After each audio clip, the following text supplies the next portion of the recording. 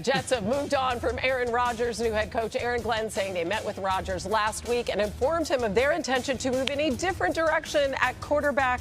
Rodgers, who turned 41 in December, started 17 games last season, passed for almost 3,900 yards and 2 touchdowns. As we welcome you all to NFL Live, Hannah Storm alongside Jason McCourty here in studio. We have RC and Jeff Darlington joining us as well. So, Jeff, let's start with you. Not a surprising decision. What prompted the Jets, though, to officially end the Rodgers era at this time?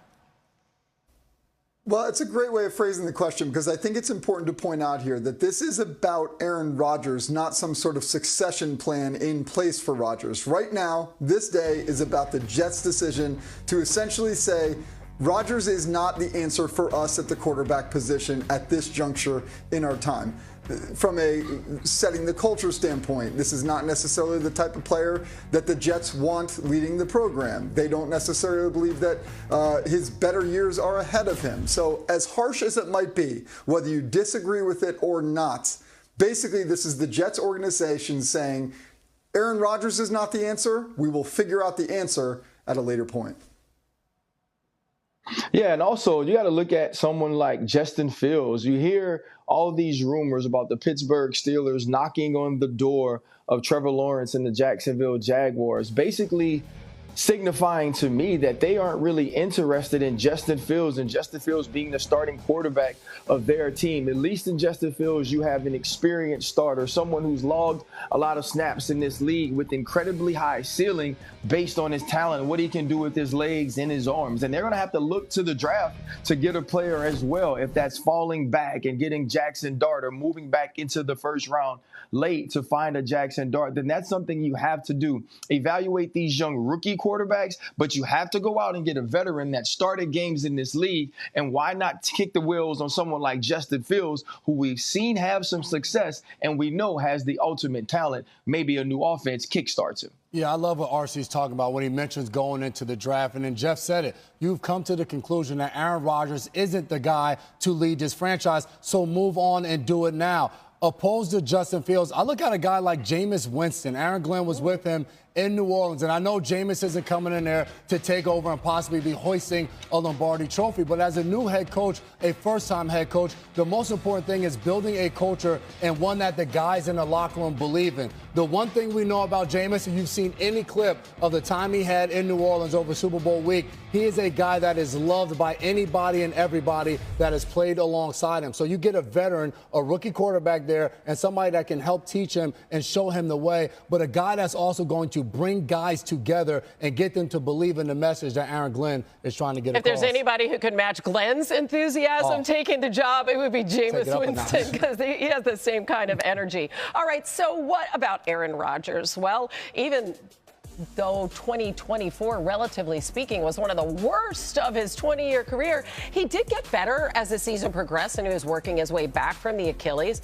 He put up a better completion percentage, touchdown to interception ratio, yards per attempt, and off-target percentage in his final 10 games as compared to his first 7 in 2024. So if you're looking at the glass half full there, you could look at the last 10 games, not the Jets' record. So what might be next for Rodgers, Jeff? Well, this gets tricky because if you look at the landscape of the NFL right now, there's probably 5 or 6 teams that really absolutely need a starting quarterback. So you take the draft away from that, and you're probably down to about 4 teams that are going to go into the season looking for a starting quarterback week 1. Are those teams going to be squads that Aaron Rodgers is going to want to play for as he considers whether to continue his career or retire? That is the question leading into March 13th, which is the day that Aaron Rodgers can sign with a new team. You can look at the Pittsburgh Steelers as a potential landing spot. You could look at the Las Vegas Raiders. But those teams have to decide it's the right fit, and Aaron Rodgers does. This is not as simple as him saying, I'm going to enter into free agency, and whatever team I pick will choose me back. This has to be something where there is 2 sides ready to tango. And I think that's the toughest challenge in this situation, because if you're Aaron Rodgers and you look around, you think he wants to be on a contender. And I don't see a contender that's out there that they feel that though Aaron Rodgers is a guy that takes them over the top and helps them win a Super Bowl. But it's so much fun to put him on whatever your favorite team is and think that it can work. I'm a former Tennessee Titan, and I think him joining that team, they've already said, hey, we have a top pick, but we may not use that on a quarterback. We want to find a player that's going to change our franchise. They could possibly bring in a guy like Aaron Rodgers, and if he can't chase a Super Bowl, he can at least chase offensive records and continue to put forward numbers on his Hall of Fame career. You have a wide receiver like Calvin Ridley, a running back like Tony Pollard, and then you also have an offensive-minded head coach that could help continue his numbers that continue to build on that Hall of Fame career.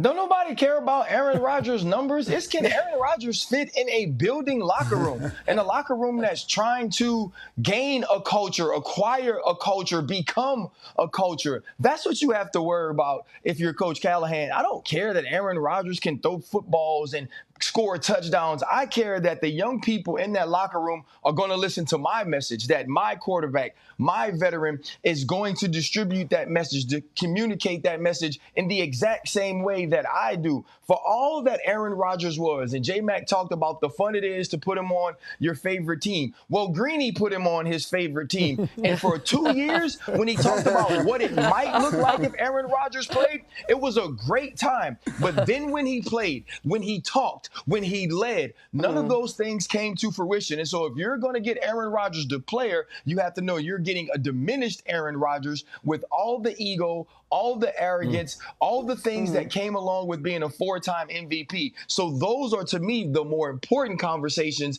if you're looking to bring Aaron Rodgers on your team to finish out a first ballot Hall of Fame career. Yeah, I mean, Aaron Rodgers arguably is his own culture, right? So how is that going to mesh with somebody else's? All right, moving on. Guess who's back in New Orleans? Kellen Moore, as predicted, won the Super Bowl there, of course, and immediately installed as head coach of the Saints. The former Eagles offensive coordinator was introduced today and has talked about replicating what he had in Philly. Tremendous investment on the front line. Again, as we talked about, offensive and defensive lines, they're going to have such an impact on games. They're the pulse of your football team. We got playmakers in multiple skill positions. Very, very excited about that. Derek's a tremendous quarterback in this league. I've had so much respect for him, the journey that he's been on. He's a starter in this league. He's a premier player in this league. Just like any player on this roster. I just got here a few days ago, and I'm excited to go through this journey with all of them. J-Mac, there's no team in the NFL that has the kind of talent that Philly did. So let's put that aside, though, and say, what do you think can translate from what Kellen Moore was able to do with the Eagles? Well, I look at Kellen Moore, and the one thing I like is this is a guy that's been in multiple destinations, has been able to adapt his offense to where he is. I look at what he did this year in Philly, and what I'm excited about goes far beyond the X's and O's. As a head coach, you have to be able to manage personalities